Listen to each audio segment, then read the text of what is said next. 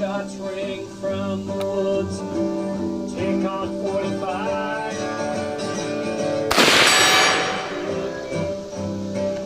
Shoots my ammo and he cries.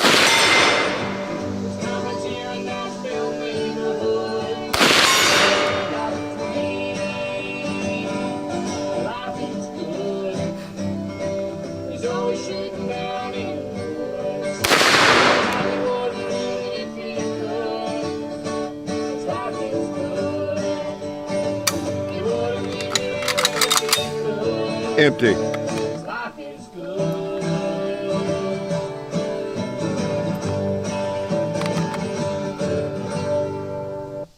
Yes, empty. Didn't have too many rounds in that magazine. Hickok 45 here, coming to you from the beautiful hills of Tennessee.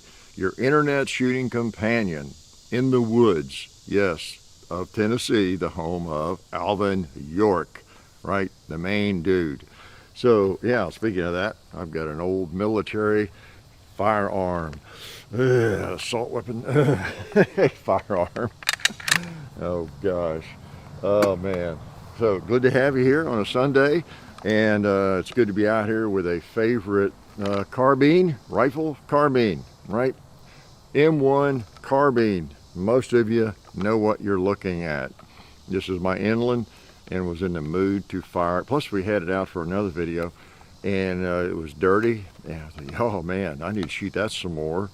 I didn't shoot it that much, and this is perfect. Been meaning to get it out. I haven't shot these enough. Love these things. I wish they were a little longer, but I love them. And boy, my slip-on pads are all too small for them.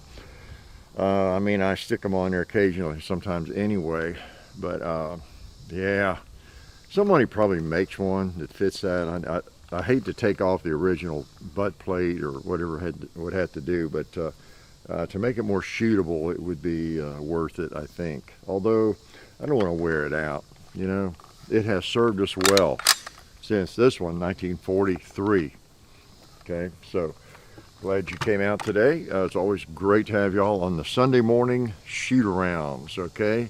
Shoot a round, singular. I'm supposed to shoot one round, right? Shoot a round on Sunday morning, a round of ammunition. Get it? A lot of you probably didn't even realize there was a double meaning there, right? If you have to explain a joke, yep, you already missed it, right? So 137, yep. We make another week, all of us, right? So glad you're here. Got this, got another firearm I want to shoot. Got in the, hadn't fired it yet. Well, yeah, I did. Oh, yes, I did. I fired 2 shots. I just realized as soon as I got set up here. It's the SIG 322. P322 22 caliber, and just picked it up yesterday afternoon in the rainstorm in Clarksville, and got that. Appreciate Clarksville Gun and Archery taking our guns in for us and all that, and also fun gun targets. You know, got a new supply of those, the paper targets, fun gun targets. They make those targets up for us, and appreciate their assistance with that. You'll see their targets in a lot of gun shops where there's a range, or not a range, but they sell a lot of them in gun shops. So what am I doing here? I don't know. It's Sunday, so you know, you're here. And I'm always anxious to get out and shoot something. You know, try out a new 22. SIG is just blowing it out these days, aren't they? For the last several years. Now you may not like SIG, or maybe firearms you hate. Be quiet, be quiet. There might be firearms you don't like from SIG, but wow, you know, the P320 military adoption, the new rifle adoption, the military, and of course, so many people carrying a P365, and you know, it's just this and others. It's just incredible. I've just been shooting an MPX lately, falling in love with that thing. So they really have all the bases covered, don't they? And this is, by what I've heard so far, this is a pretty impressive little gun. We'll see how it feels. Good, feels good. And the 2 shots I fired, I don't know why I did that. Usually I wait till the camera's rolling, but I just had it in there. And I thought, oh, let me make sure it works. I didn't think about that because I often do that while you're watching. Make sure it works, you know. So anyway, I don't know. Maybe I don't trust 22s as much. 22s can be really weird, funky, you know. And I think the main reason I went and fired a couple is the ammo, because they could be more finicky about ammo. And make sure, I think that's what I had in my head, I guess, back of my head. Make sure the ammo I brought over here works in it or something, so don't go back and get something else. Sometimes a 22 semi, I guess maybe the newer ones not so much, maybe not quite as finicky, but with 22 automatics, semi-automatics, you might have a brand of ammo or, I don't know, bullet weight, you know, that never malfunctions. Even when it's dirty, it just keeps on cranking. But you try some other ammo that is a little less powerful or something, or more powerful, or it's a different weight bullet, or whatever it might be, and you have problems. I don't know, but we'll see about that. I don't expect too many problems with it. So, can I shoot the M1 Carbine again? I don't want to wear this thing out. I really do feel like I'm a curator of firearms like this. Especially this thing. It's just this beautiful handling. You've seen it. We have maybe I'll link to that video, but you know how to find videos. We have a video on this. I will go into some depth. I don't know if we have a chapter 2, probably do. I take it apart. I go into, not totally apart, I guess, but I did take it totally apart. And I had a couple of books. I talked about that in that video, Canfield and somebody else. And I just went through every single part and by chapter in that book and verified that everything on this thing was correct. I just, because it was good reference, and I checked the markings on literally everything. And this baby is totally correct, every part in it. And so it especially is one I don't want to shoot 10,000 times. I have another one that's pretty cool too. Later in the war, it has the proof sights, you know, installed on it in the bayonet lug, which you need, right? So the old M1 Carbine, underrated, I think, by a lot of people. Just not cool enough for a lot of people. But man, also they really an investment. The things are going up. It's almost like a Class 3 firearm in terms of the appreciation of the monetary value of them. I remember they were so cheap.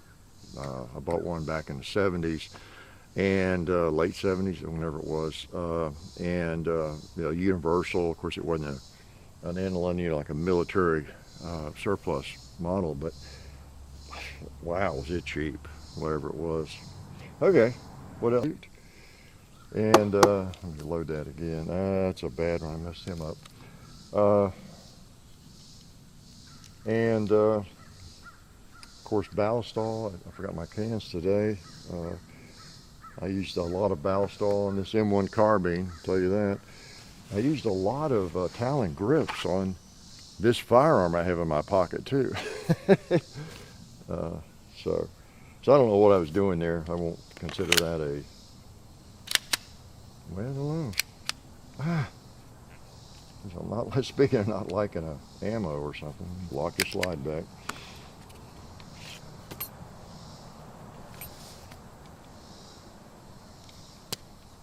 Maybe I got too many in that magazine. I'm not going to fool with this thing too much, I'll tell you that.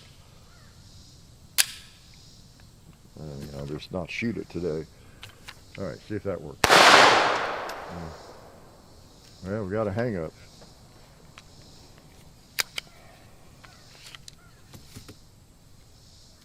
I don't know, let me try the other magazine. Okay.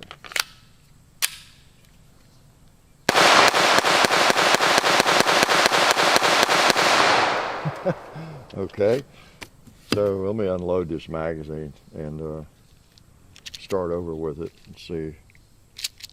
They got kind of a, I don't know, it's kind of a weird double stack and a half, or I don't know, it just looks like the top round to me is not positioned right. like you see what I'm talking about. It's not gonna be going into the chamber.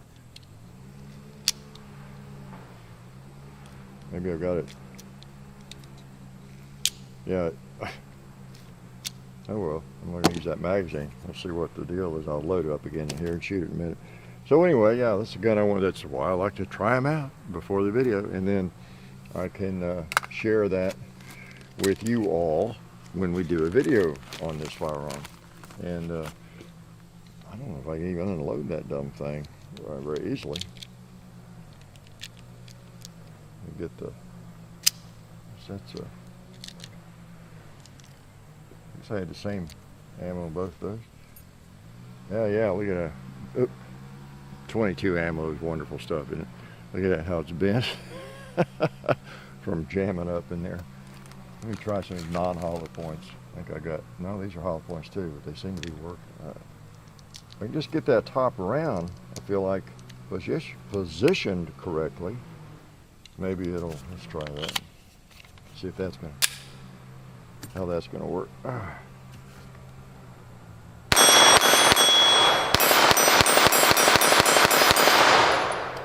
Okay. Like I said, that top round is something about they got kind of cattywonker inside that magazine. Which mag was it? Okay, I gotta remember that. I'm gonna put just ever so slightly, itty bitty mark. Here again, a little tip. Just such a, almost a non-existent mark on the bottom of that. Okay, whoever ends up with this gun won't even notice it. So that if I have trouble with, again, I'll just watch the mag and that kind of thing. So 22 can be a challenge, can't it? That, you know, once it gets cranking, seems fine. I like the trigger on that thing. And the sights, you know. So this is a gun I would like to like. So there's a minor detail though. They need to function reliably. Yeah, or I'm not gonna like them. Okay, let me get my P365 back in my pocket. I think I'm becoming a SIG representative. I feel like it. Shooting the SIG MPX, you know, a bunch this past week or two, and now this thing. And but I mean, they're guns you all recommend or request, and that are out there. And then I'm carrying a P365 a lot. So, but don't care who makes them. I could just as easily be carrying my Glock 43X. Or my Smith & Wesson 642, or Hellcat. You know, there's just so many good carry guns now. Or my Glock 19, you know, can't forget those totally. And they do serve a role. Speaking of videos and shorts, just to explain to you all are the loyal viewers. You probably see most of the videos. You actually go to the channel to see what we're posting and that kind of thing. And even watch muzzle loading videos, you know, and things like that. You know, for the most part, it kills my soul sometimes when I look at the number of views on a Civil War rifle, something just so incredibly cool and historical and things. But just not everybody's cup of tea. Probably a lot of you all are the ones who see those. But yeah, I did a short. I don't want to just do blow up stuff shorts, okay? And we'll do our fair amount of that, you know, stuff that's fun. As people are scrolling through looking for excitement and whatever. But I thought it'd be a good place to do some instructional stuff, informational stuff, okay, even though it's just a minute or less, it's got to be. And so that one I posted, and plus I messed up. They changed one of the commands or something and posted it accidentally. I had to delete one of them. It had a double post on the dumb thing. Some of you probably saw that. But the one we posted, we realized 2 or 3 days later, it didn't get registered or whatever as a shorts video because it was a little bit over a minute. Okay, and I took it down. Okay, we'll redo that either as a shorts or just an FAQ. It was on revolver, double action, single action. And I don't know, we may do it. You may have already done it by the time you see this, either as an FAQ in which I can explain, because I had contemplated doing that as an FAQ video anyway, because it's kind of really what it is. Because you all do ask that question a lot. Why do you fire a double action revolver single action all the time or so often? Yeah, that kind of thing. So that's what that one was about, as you recall. But I think John thought the same thing. You're always aware when you're doing a short, you've got a minute, you got 60 seconds. That's almost a minute, right? And but I thought that even if you do go over, the problem is it just cuts, at 60 seconds. And after we did that, when I knew we slightly went over, but we looked at it, and instead of redoing it or deleting or whatever, before we posted it, it cut. You notice I didn't get life is good at the end of it, but it cut between my comments or something. I said, that's okay. It just didn't get life is good at the end. That's all right. Otherwise, it was fine.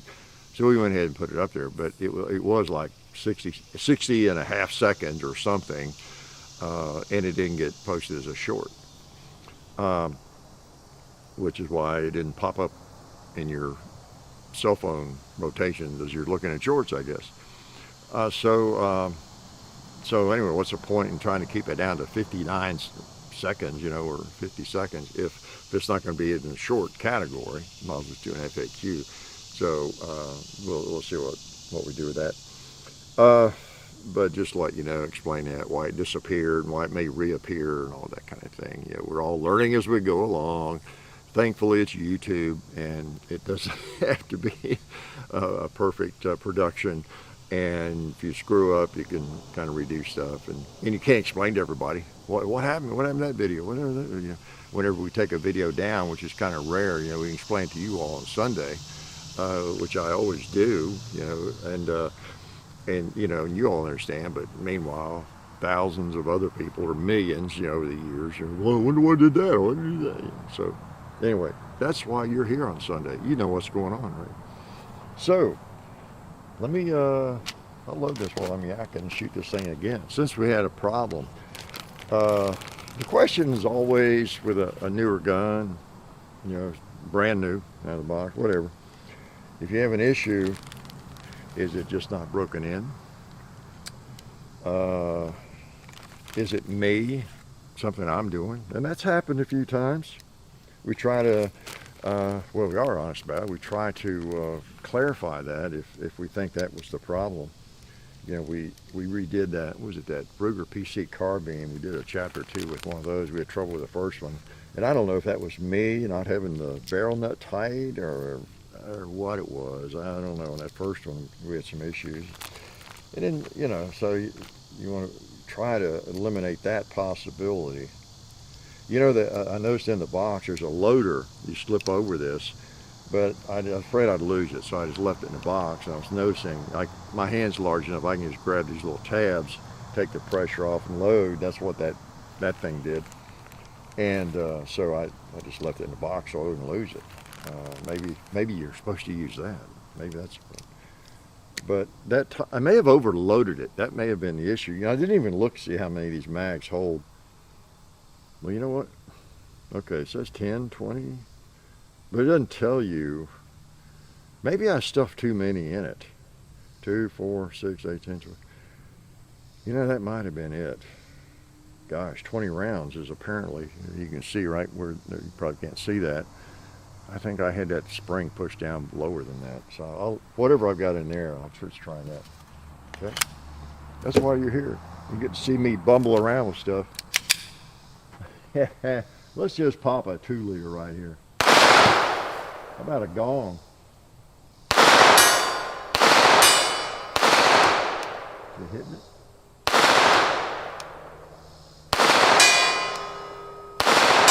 Oh yeah, I heard those two. Okay.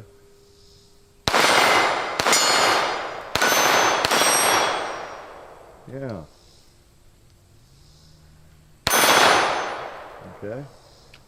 That's what I like to do. That's one advantage of having steel targets painted up. I rarely put up paper to sight in a gun.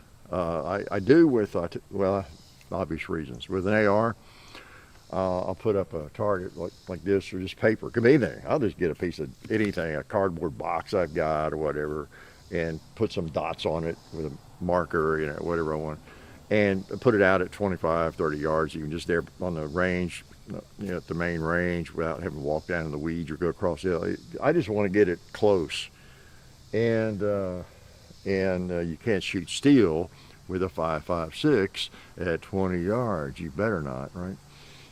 And so that's about the only time I put up paper. And I have sighted in enough ARs over the years that I know at that range, like where the swinging plates are over there, I know where that round needs to hit. If I'm holding right on, it's going to hit a little bit low, and about that much at that range, kind of thing. So I know that, okay, that's about right. Get my windage right, and then I go across the hill to one of the red plates over there, and it's usually right on. So but with a handgun, pistol calibers, anything, I'll just, there's a target that hadn't been hit too much. Let me hold it really carefully right in the middle of it or somewhere. Or if it's got a hit on it, the next time I shoot, I hold right on that hit. And, it's just like shooting paper. It's actually better. You don't have to walk up and look at it. And I can, get it sighted in, pretty well, roughly speaking. Also, I'm glad my phone made a sound there, because I want to, John's got a lot of dates up comedy-wise. He's really got a lot going on, and all over the freaking country. So it's really going well for him.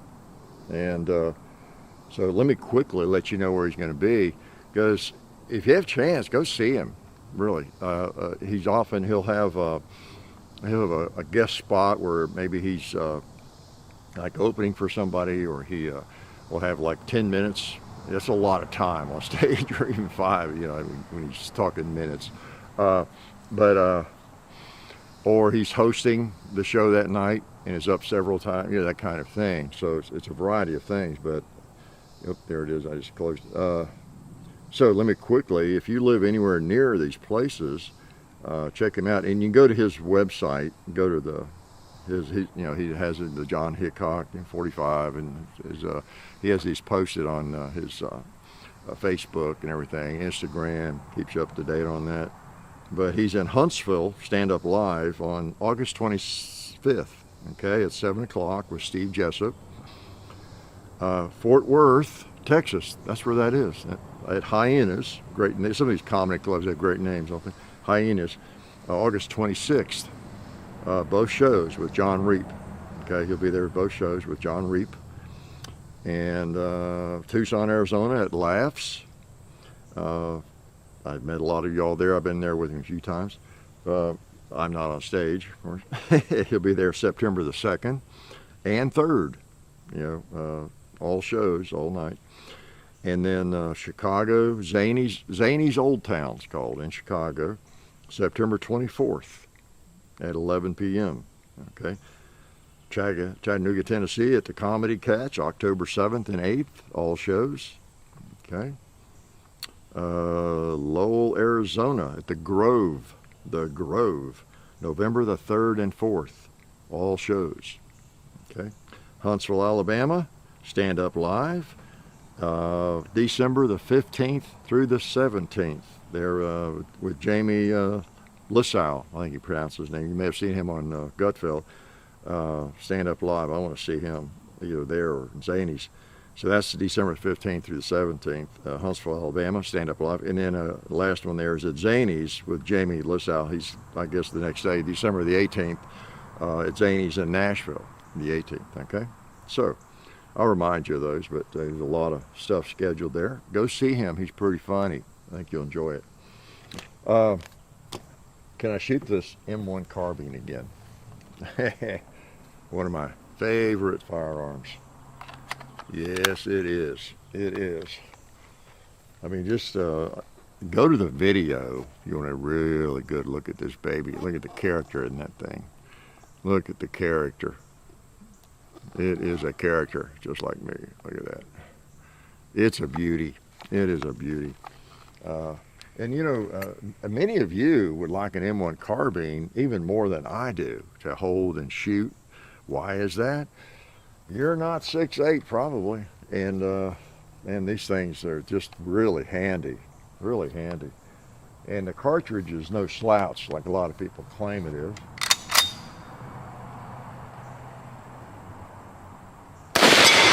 Oh, red plate. Nice. Sweet.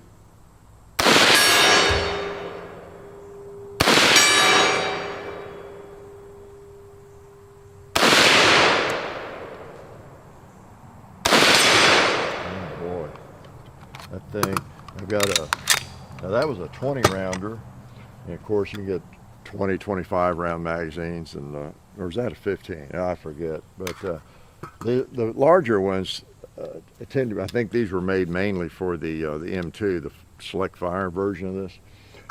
But the magazines were one of the weak points with these. They were not designed to be used over and over for 10 years. I think the most people who really know these learn pretty early on. If you're having trouble with it functioning, it was the magazine. Throw the mag away. You know, they were, and I've got some GI mags, some older ones, but I don't know. Most of them work okay. I've got one or two, and I think I've got them mostly marked. The ones I have had problems with, but I'm not going to battle with this, so it's not that important. Okay, it's just other than being annoying. It is annoying, anything you're shooting, even if it's just a range gun, or like a 22. This is probably not going to be your defensive pistol. This 22, again, this is a P322 SIG. But it's annoying if you have a lot of trouble, isn't it? It's annoying. I know you're not supposed to shoot a full 22. Now which one, let's load this mag. I think it's the one I just shot, just used, okay? So what else did you want to know about? Anything? I'll give you John's comment schedule.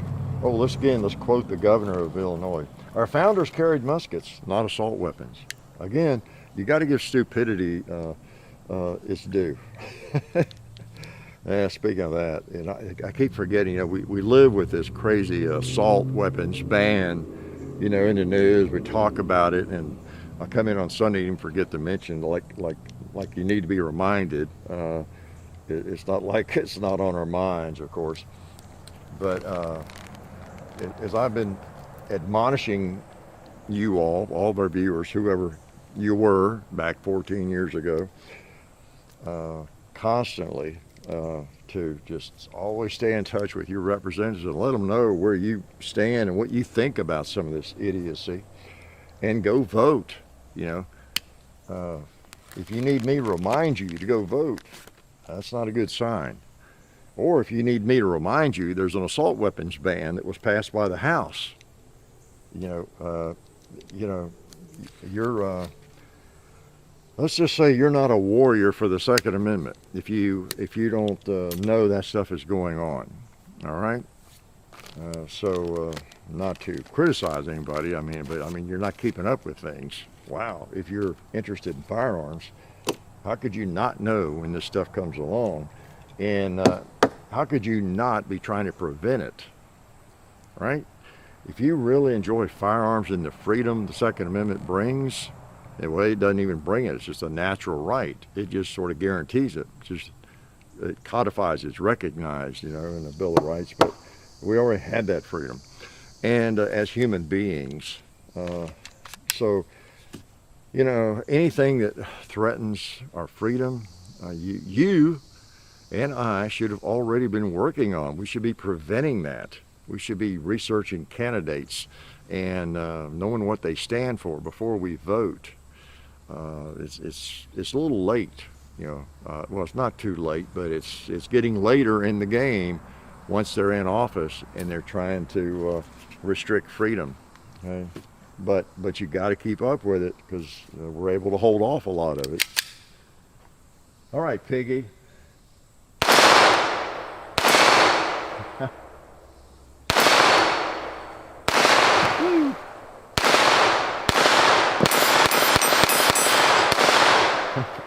I like that thing, and that's the mag I had the trouble with. You know, I think I overloaded it. I believe that's what I did. I was just thinking, I was not really, it's not marked like most mags. It doesn't tell you, okay, when you get exactly here, you've got 18 or you've got 20 or it's full. it's got this wide band there. It says 20 on it, and a band up here says 10. I don't know where in that range you have 20. I wasn't counting, so I'll blame that on myself for now. But I'll shoot it more before we do a video, and we'll let you know. We'll let everybody know that comes to that video. Okay, so I like the trigger. I like the feel of the gun. That's great. Like I say, SIG's doing a great job. I want to get my hands on the X10, so I've got the word into Bud when they can get me one, and try that and see how I like it as compared, say, with well, the Glock or the M&P that I recently purchased. Okay, this is quite a contrast, isn't it? This classic military carbine in a new polymer pistol in 22, but that's such is the hobby. Such is what it's all about. You know, enjoying a variety of firearms, no doubt about it. So, what else was I gonna? All right, I've been busy. I'll tell you, I bought another laptop. Most of you can relate to this. You know, my wife got a new phone too this week, and it's once you have a phone not so much, but that too, but a laptop, if you use it a lot, you get everything arranged the way you want. You get things saved where you want. You get your bookmarks all in line. Your desktop, your computer desktop. You know, literally, there's a reason they call it a desktop, right? Just like your office desk. You like things in a certain place and all that, know where to go get them and find them. And same way on your computer screen, right? Although I know a lot of people that use just their phone. Can't imagine that.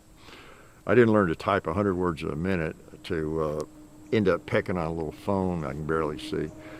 So I use a laptop for most things. I rarely answer an email. I'll see it on my phone. Oh, there's an email from so-and-so. I'll answer that one tonight when I get back to my laptop or later today. You know, I manage all that on my laptop for the most part. And but anyway, upgrading a laptop, I'd rather take a beating, I think, almost than get a new laptop and have to download my drivers for printers and things, get all that right, you know, import my bookmarks, get that all arranged the way I like it, and of course whatever files I have on there, on my old one, on the new one, and programs, you know. Apparently with Apple it's easier to just clone the machines, but I can't go to Apple. We tried that years ago, looked into it. Too many files, too many videos. We had to get what am I trying to say? Compatibility issues with old files, new file, all that kind of stuff. It's going to be a nightmare. And anything that takes another second or 10 seconds, we're moving that stuff around. Sorry, can't do it. Not that I'm driven to get Apple, even though I started out with an Apple computer in 80, 81. But I like the flexibility of Windows. But you know, you do have to go through that. And so I've got it set up though. Pretty. I've never had I have avoided the Lenovo, you know, the IBM, Lenovo, ThinkPad, all that, over the years, because back when I was teaching, I've told you all about how we started a laptop program with my classes where I was teaching. We were a high-tech school, and I was really on the cutting edge, and wrote proposals, and we got IBM to come up with the computers at a good price and all this. And so I was on the bleeding edge. This was in 92, 93. So if you were around then and you can remember what it was like then, you know, you might not have even known anybody had a laptop computer. And I was trying to get 7th graders oriented to it. And they were fragile and all kinds of issues. And so anyway, potential spam. I don't know anybody by that name. Potential spam. Do y'all know anybody by that name? So why was it ringing? It's not even supposed to ring if they're not in my address book. Maybe I've got somebody named potential spam in there. But anyway, all the ThinkPads and the IBMs, they look like there was an N51, I think was a model. Yeah, N51, I believe. I can't believe I remember that. Yeah, they were always broken down. But anyway, but I don't know. I've just read too many every time I look up laptops and see what's recommended and what people are using. Now, I've had extremely good luck with Asus. I mean, unbelievable. They're like tanks, the ones I've had, and last forever. And so I was leaning toward just getting another one of those just for that reason. And maybe I'll be sorry I didn't. But anyway, I went with a Lenovo. It's a Legion, I believe it is. And mainly because this one had more USB ports and things, you know, and they're taking the ports off of these dumb things. They only come with an SD drive anymore. This is ridiculous. They're trying to make them as thin and light as they can. Well, it's a laptop, you know. If you want to work on your phone or a iPad or do that, but a real laptop, you know, that's why you have it, a business laptop, so you can plug in an SD card or 2 or 3 or 4 SBs if you need to, or what am I trying to say? Well, you know what I'm talking about, all the plug-ins, you just need room for them. When I say SB, I'm thinking of pistol braces, but you know, it's USB. It's annoying to not have all that and have to get a docking station or an adapter so you can put in an SD card. It's just crazy. But anyway, it's a really nice one, and I had them put in 2 terabytes of solid state memory. It had I think about a half a terabyte, and so that was the only change I made in it. So I got 2 terabytes of you know, fast memory, solid state, and so it's a nice machine. I can tell my Asus was fast, but this thing seems to be faster. It maybe partly having that extra, I don't know, having that extra hard disk space makes that much difference, but it's a good machine. But anyway, getting all that converted, oh man, it's just it's a job, and getting everything on it. Although it was quicker, it gets a little quicker each time. I get smarter about that. You know, every 4 or 5 years, I get a little smarter. And then I have my backup computer. That one didn't break. I've been using that thing every day, almost all day. It's on, you know, I know it's been 4 or 5 years at least on that thing. And so I just thought I want to make that a backup while it's still working and everything's okay. And that's kind of what I do every 4 or 5 years, is to put that one down the line as a backup. Because I can't be without a computer, can't be without a laptop. You know what I'm talking about if you are someone who uses them a great deal, right? So anyway, what should I shoot now? How about this thing again? Okay, what a beaut. And I've got too much to talk about. I'll have to save it for next week. All right, some of it. All right, I make too many notes. All right, let me shoot this baby. Okay, let's plink something.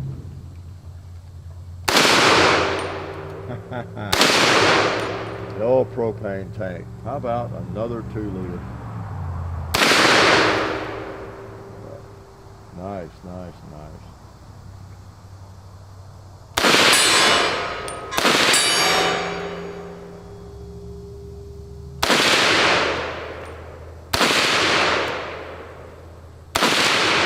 Okay.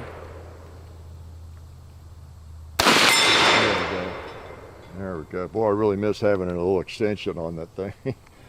You notice when people have asked me about that before, sometimes I'll shoot like this instead of having my thumb across here. I'll start out like this, if you can see what I'm doing.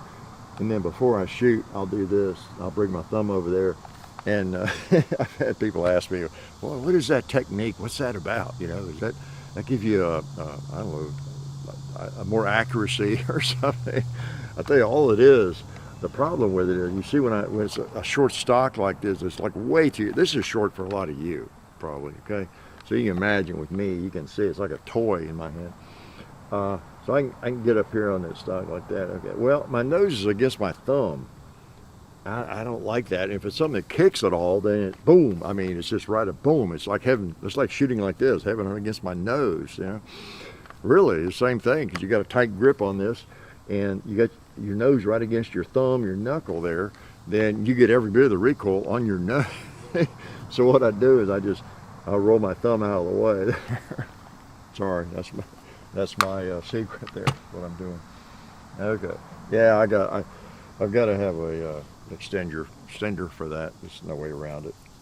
Okay, so I saw somebody this week going into the name game again by accusing somebody of buying a gun just because of the name or whatever, you know. And it's so funny. I've talked about that many times. Brand names. There's just a giant, well, a giant, but a big segment of people who really, they almost resent, it seems like, someone who has something, I don't know, a brand name that's considered maybe better than what they have or what they can afford. I don't know. I guess that's it. Part of it's just the envy or resentment we see in people sometimes. But, you know, the facts still remain. Well, first of all, two things. Sometimes when you're buying something that is considered a good brand name, okay, more expensive, you do not get more for your money. You may not get any more for your money. You might even get an inferior product to the lesser expensive, lesser known brand name, right? That's all true, especially in today's world where things have changed so much. When I was growing up, I can think of different times when I've had someone come to work on a washing machine or whatever it was. It used to be, what was it, Whirlpool or Maytag. It was like, wow, if you could afford a Maytag, you bought a Maytag back in the 60s or whatever. You know, that was the ultimate machine. And there's other brands like that, right? And cars and everything. But then you find out, talking to repairmen and people, oh yeah, Maytag, now they're made in wherever, Timbuktu, China or somewhere, and you can't get parts for them, and they don't work. And I'm just saying that as an example. I may be totally wrong now about Maytag. I even had a Maytag in years. They still even make washing machines. I don't know.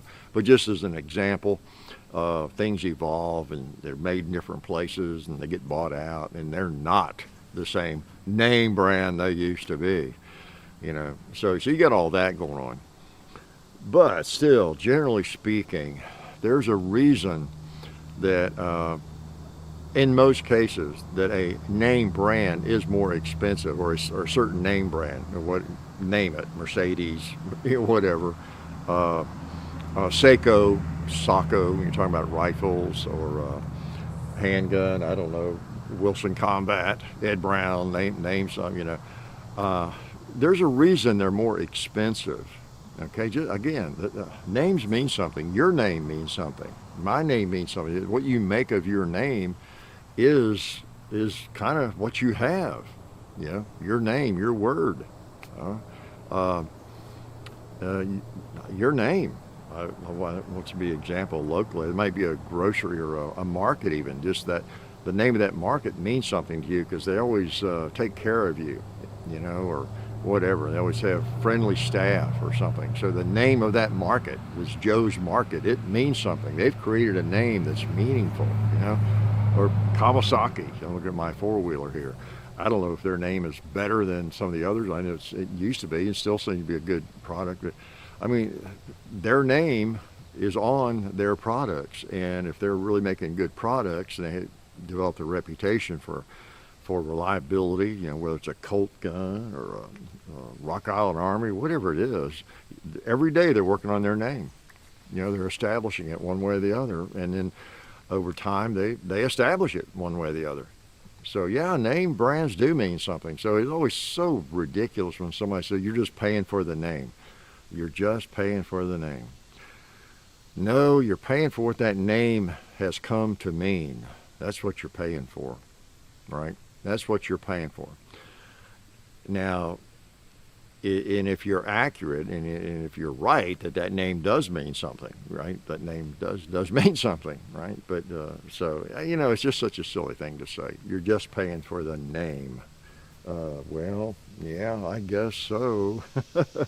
And we all do that. We try to buy the best name brand that we can afford usually, in whatever the product might be, because it has established itself as a quality product and will last longer maybe than the other one, or will work better and be more reliable. Yep, I am paying for the name when I buy tires or anything. I am paying for the name, whatever I can afford. So anyway, a little lesson there. I better get on to, do I have any advice for young people? I think I did have a bunch of advice, gosh.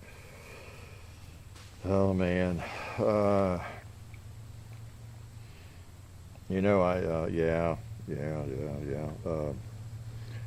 Young people or younger people, if you're in the corporate world or you're working for anybody, you're going to be working for anybody, always remember that I've heard this said before. I'm not sure who your originator is, but the most important conversations about you will take place in a room when you're not there.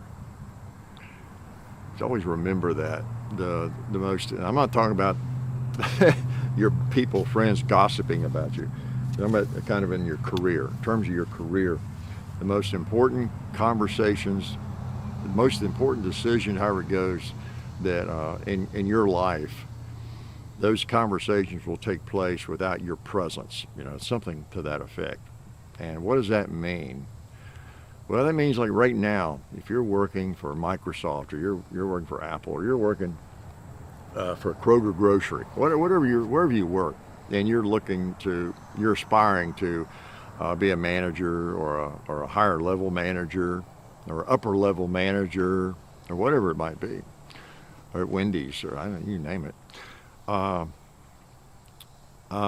Everything you do is kind of an interview. Everybody you talk to, in a way, and anybody who's watching you and how you work every day, whether you show up on time or early, or you leave early, or you get the work done, how you are with customers or how you are with colleagues. You're always in a gigantic, think of it as a gigantic interview. You always are. People notice. People know what you're doing for the most part.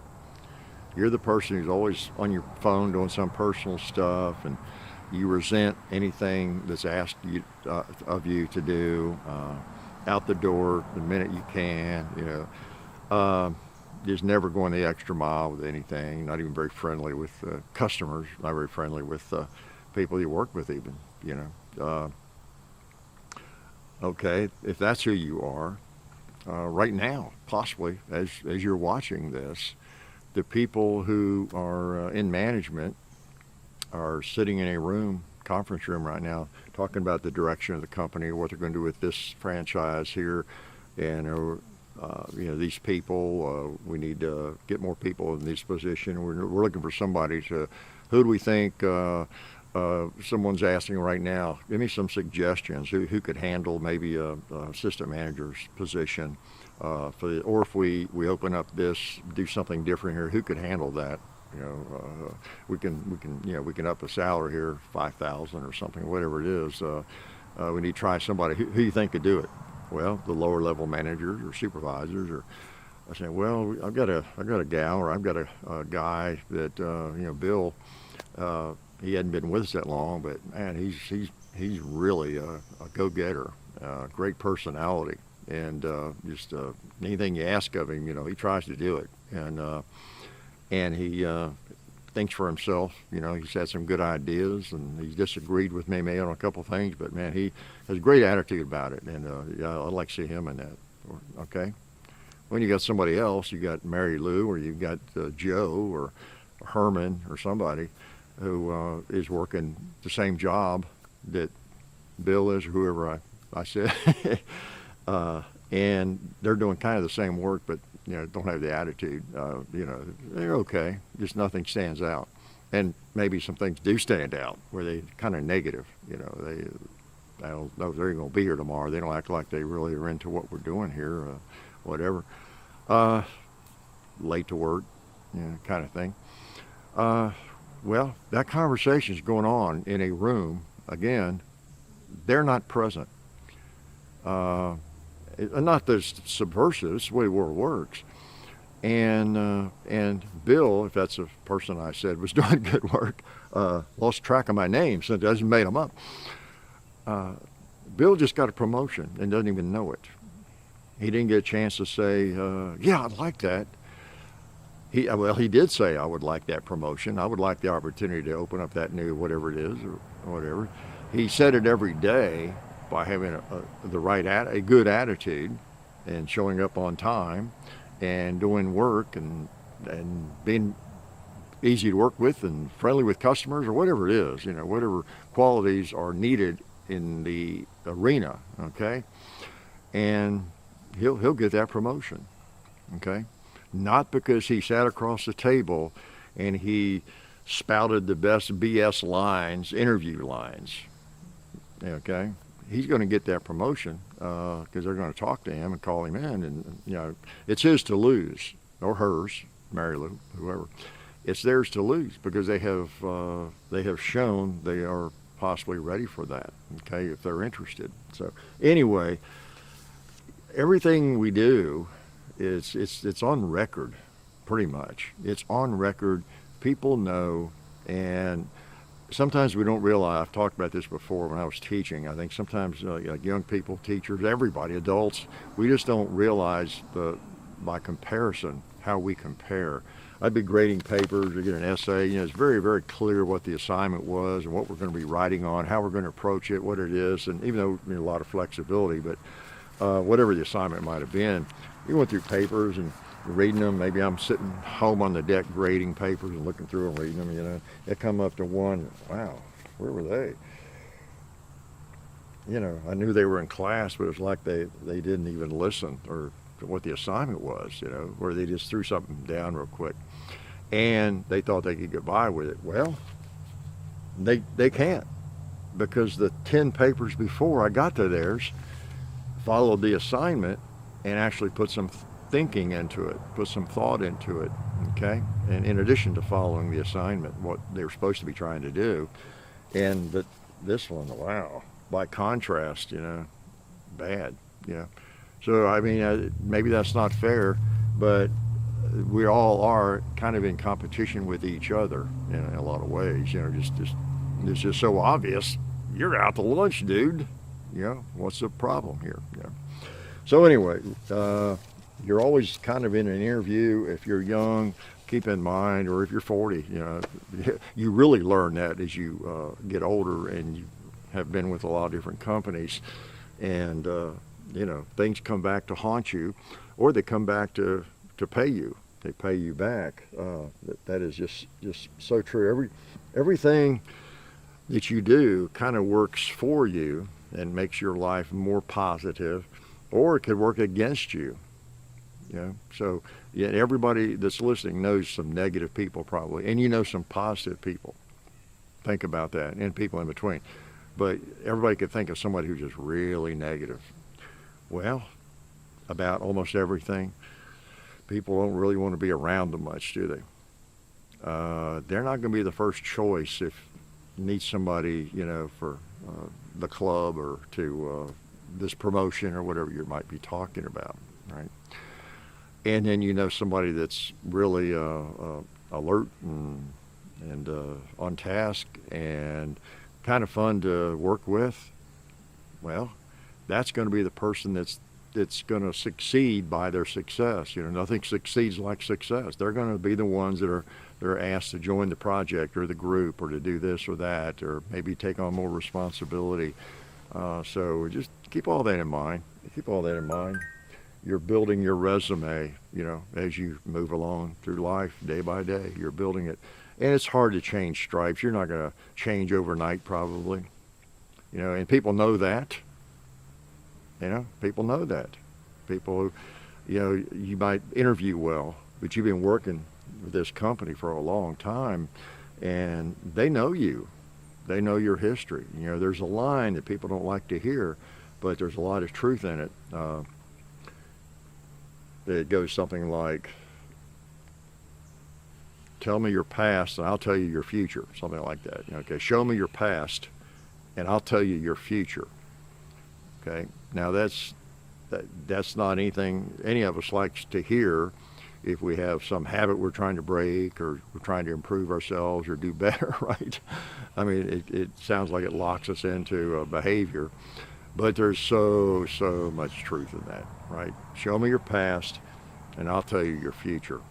And 95% of the time, that's valid. And okay, got too preachy there, but that's enough. So anyway, let me shoot? Let me shoot this thing since I've got it loaded. Okay, I've got a magazine loaded here somewhere. At least a couple more rounds. Yeah, there's a few in that mag. All right. So M1 Carbine, 30 caliber, and again, this one has all the correct markings and everything. A real jewel. I'll have to say, a real jewel. And I think earlier I mentioned how these things have appreciated, and they are appreciating as I speak. That's something to think about. If you have some resources and you like these kinds of firearms, they actually are an investment. They may not be the best investment. They may not bring you as much revenue as a good mutual fund or something, but they don't depreciate, they appreciate, okay? And hopefully they keep up with inflation. It's hard to do that these days, isn't it? But they actually become more valuable as you move along, like a Class 3 firearm, yeah. As opposed to, well, this firearm. Okay, if you buy this today, even though it seems to be a good firearm, and then you want to sell it a year from now or 6 months, you're not going to get what you paid for it, right? You're not going to, give up all your money. It may be worth 25% less because it's used or something. But generally not these unless you overpay. So just something to think about. Something you can use to convince your spouse you need a firearm like this, right? All right, I'll take a couple more shots and I'll get out of here. All right. M1 Carbine. All right.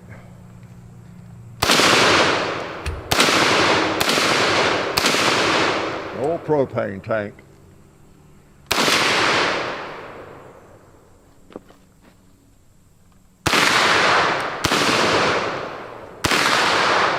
Nice, nice.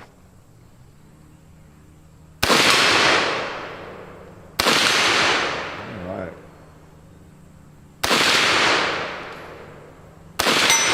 Yeah, good.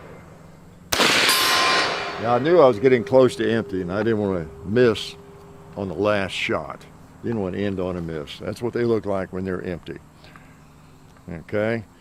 So new folks to firearms, that's what an empty gun looks like, kind of. You see up in there. Okay? And I'm going to do a few of those things as shorts, speaking of shorts, because so many young people scroll through those things and see them, I know.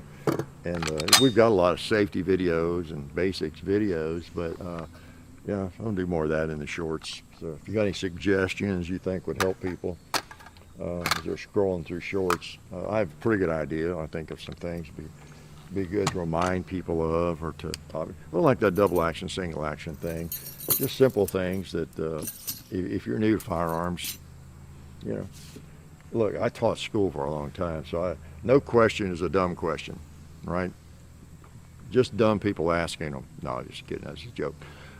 No question is a dumb question. It's just a question from inexperience, and so, there's so many things I take for granted, you take for granted about firearms that millions of people who have interest in firearms don't know. They just don't know it yet.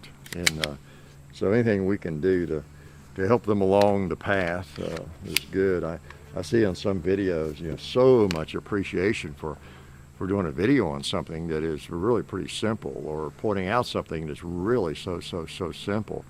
Is one reason I know that, and I almost didn't even mention it or show it or whatever. Just so much of firearms and the hobby, the endeavor, is new to people, just like it would be to me if I decided at my later age to get into firearms. I just would not know. And that's the trick, knowing what you don't know. And of course, I guess you never know what you don't know. How's that for profound? But the thing is, once you get older, you at least know that there's probably a lot you don't know. That's one advantage of experience, isn't it? Like if I decided to get into, who knows, I've been into too many things, golf or hang gliding or boating, for example. I've never been that interested in boating, for example, but if I decided I was going to do that, get a boat and go deep sea fishing, I just decided, oh man, I've been missing out. I'm going to do that. I'm going to get a big enough boat to go deep sea fishing. Never really even been into fishing much. Well, I don't know much about boats because I've just never been into it, not drawn to it, or even fishing. But I would know before I started looking around, I'd have a pretty good idea of the questions I need to be asking myself at least. Okay, I wouldn't just jump to conclusions, and I know about that, a little learning being a dangerous thing that Alexander Pope warns us about. I'm aware of all that, so I might be less dangerous. Okay, I know I need to do some research and figure out how big a boat I need to be safe in on the big water. You know, where am I going to be fishing deep sea? It's going to be rough water. What's the best kind of boat? What kind of engines do I need? How big does it need to be? Really important. And then who makes the most reasonably priced ones, but they're good quality. What kind of engine does it need to have, you know? And then fishing, a million questions, right? Yeah, what kind of fish am I going to enjoy fishing for the most? And what kinds of rods and reels and bait would work best for that? All those sorts of questions that I don't know what I don't know, but I do know that I don't know a lot, and that's half the battle, right? So, enough cornball philosophy from me. I'm going to let you go. And I really do appreciate y'all coming around and watching our videos. We've been doing a lot this week, having a lot of fun. Shot this week, did another armed in video, hint, hint. And gosh, get the big 44 Anaconda out. It's just having too much fun working in and around the rain and the rainstorms and that sort of thing. So, I appreciate you coming by and checking out the videos. I still see a lot of you being unsubscribed. I hope you're resubscribing and so you don't miss out on all the excitement. What have I done? Yeah, the Shiloh Sharps this week. I was trying to remember what I'd done. The 380, speaking of SIG. Yeah, always doing a SIG, seems like. They make some nice guns, but yeah, really make sure you're subscribed and come around and you'll know more about what's going on. You really will. Maybe you don't want to know, but come on around. Maybe there's something useful. Life is good.